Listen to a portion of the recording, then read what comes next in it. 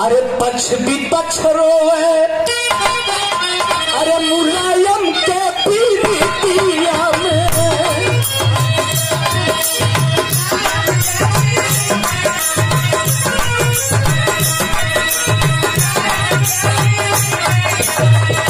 पक्ष विपक्ष रोवे,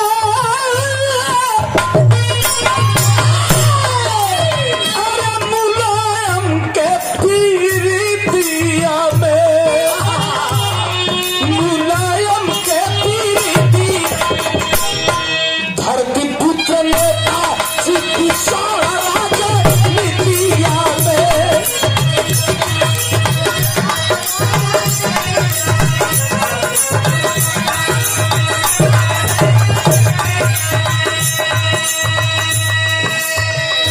भैया हो, वो काली रात आई और नेताजी को अलविदा कहना पड़ा। लेकिन बाहर है नेताजी, लोग बताते हैं, गूगल बताता है, यूट्यूब बताता है, आप सर्च करके देख लीजिए कि नेताजी के जमाने में कोई नेता नेताजी के टक्कर का नहीं था। टीचर से शुरुआत किए, मास्टर रहलन, पढ़ावे का काम कैलन और पढ़ाते पढ़ाते अपने जमाने के नंबर 1 के पहलवान भी थे और चरखी दाव उनका प्रसिद्ध है। अजय करीब उठा के पटक के चढ़ गया तो दोबारा उठे ना हो। बारे नेताजी, वो काली रात आती है कौन? 2022 रहल तो साया का तू गई।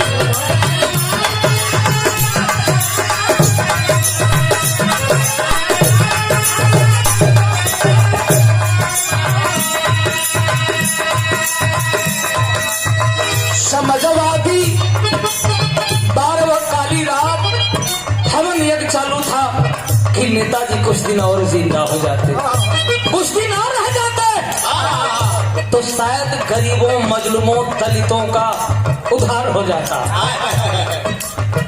2022 रहल दसया अक्टूबर,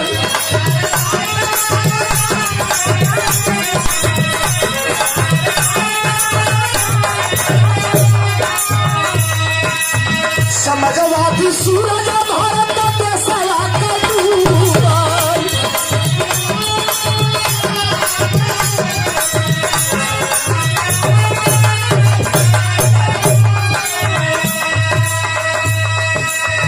लाखों से धसुमन बरसे सफाई धरतिया पे, सफाई धरतिया पे। ई लाइनिया बार बार हमके बढ़िया लगता। अरे सफाई धरतिया पे धरती पुत्र नेता छिपे जोड़ राजा नीतिया में।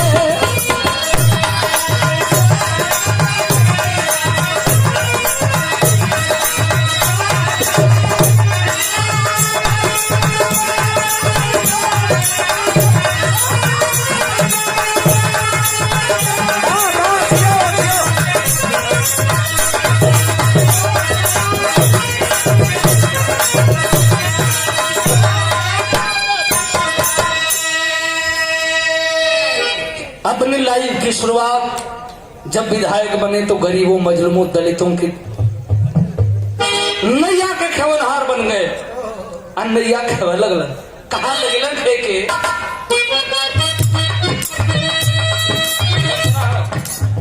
के तनाही मेहनत से परम पद पाई।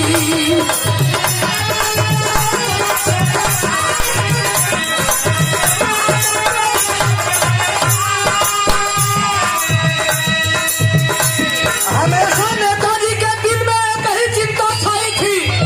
कौन चिंता रहा भैया? पिछड़ा किसान दिल में दवाई पढ़ाई।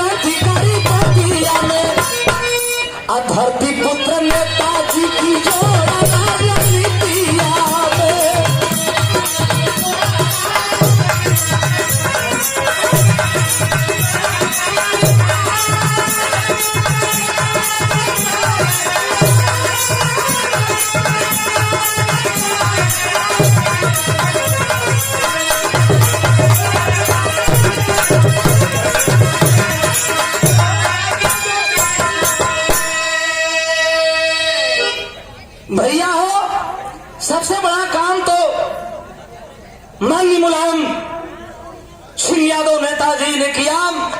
हमारी फौजियों की लाश कभी घर पे नहीं आती थी। बड़े भैया अनिल भैया बैठे हैं। कभी फौजी की लाश उनकी माँ बहन बेटी या गांव के लोग तरस जाते थे कि भैया कैसे शहीद हो गए। आप हमारे गाजीपुर चल जाओ। गाजीपुर कहा रहे एक बच्चा भारत माँ की बलवेदी पर जान लुटाने के लिए तैयार रहता है।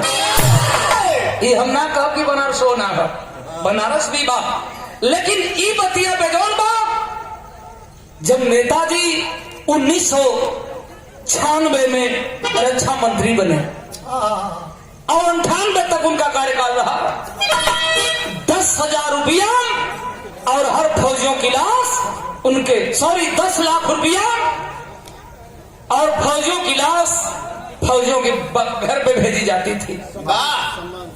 सम्मान सहित, राजकीय सम्मान सहित फौजियों की लाश और 10 लाख रुपया भिजवाने का काम माननीय मुलायम सिंह यादव जी ने किया था। क्या इस बात पर ताली बजनी चाहिए कि नहीं बजनी चाहिए? तो महान आत्मा के एक लाइन हमारी ओर से का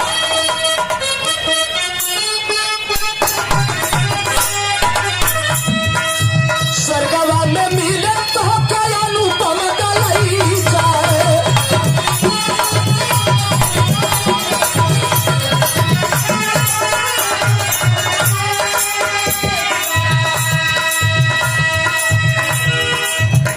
आज हर समाजवादी और हर गरीब, हर तबका, हर मजलूम एक ही आवाज लगा रहा है, स्वर्गवा में मिले